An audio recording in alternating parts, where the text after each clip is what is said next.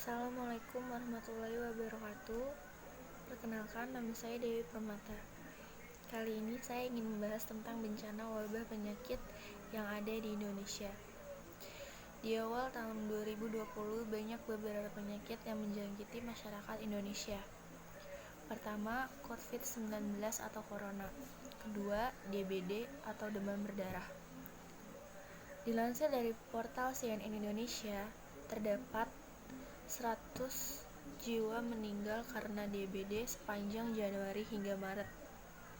Kementerian Kesehatan mencatat telah ada 100 korban jiwa yang diakibatkan demam berdarah di berbagai wilayah Indonesia sejak Januari hingga awal Maret. Berbagai upaya pencegahan dan penanganan dilakukan secara masif.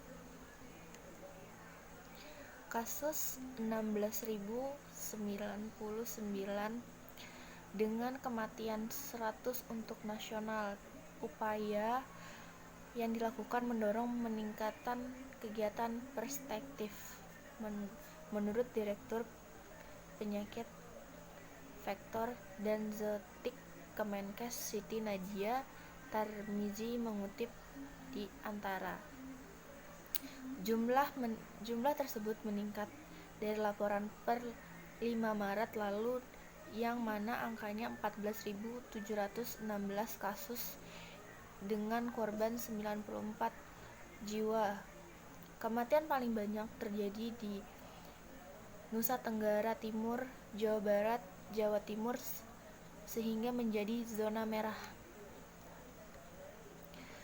Merujuk catatan Kemenkes, pasien terjangkit DBD dibagi menjadi 5 klasifikasi. Di antaranya usia di bawah 1 tahun ada 2,13%. Usia 1 sampai 4 tahun berjumlah 3,23%. Usia 5 sampai 14 tahun ada di angka 41,72%.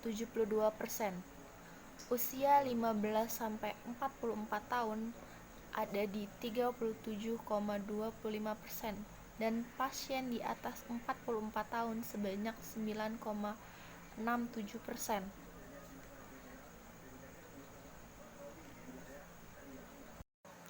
Tindakan preventif terus dilakukan di berbagai daerah, misalnya dengan memberantas sarang nyamuk di rumah, sekolah, tempat umum, maupun rumah ibadah.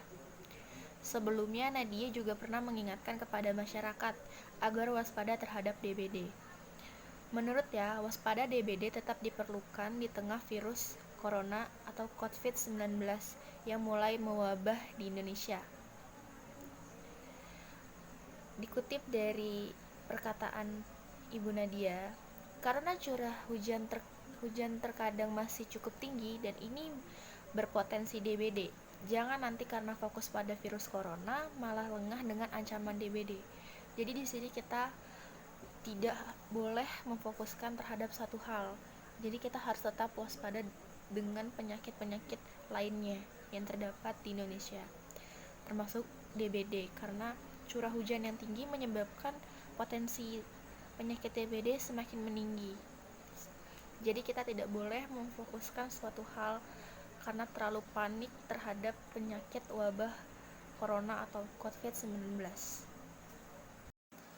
Jadi Kemenkes mencatat bahwa penyakit demam berdarah di tahun 2020 tidak sebanyak tahun 2019.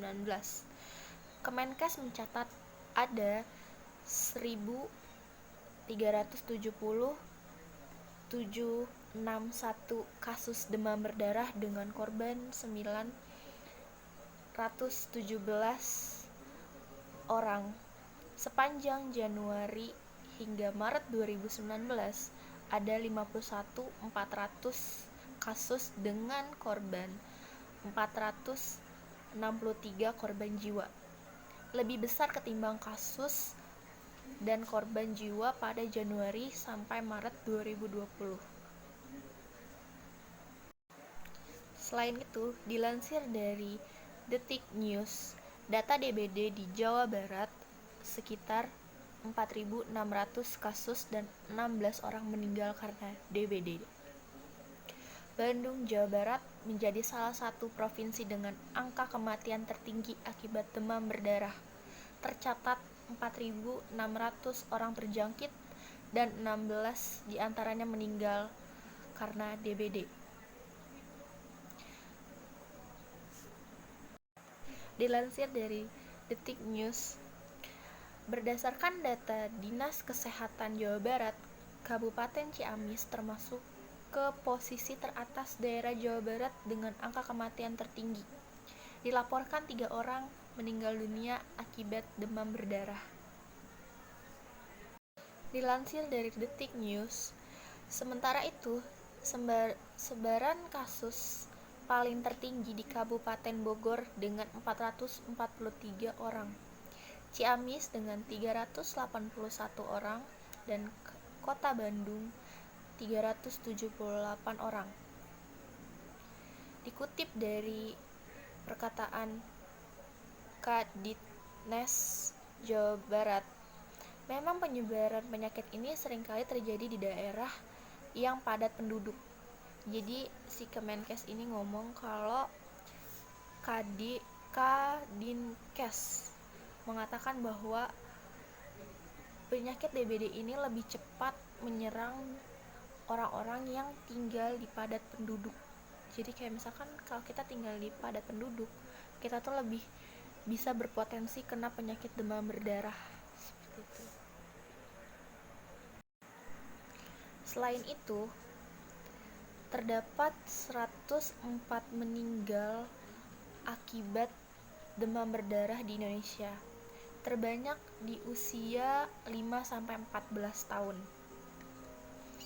Kementerian Kesehatan mencatat demam berdarah hingga Maret sudah mencapai 17.820 kasus di Indonesia dengan angka kematian mencapai 104 orang, dilansir dari Detik News.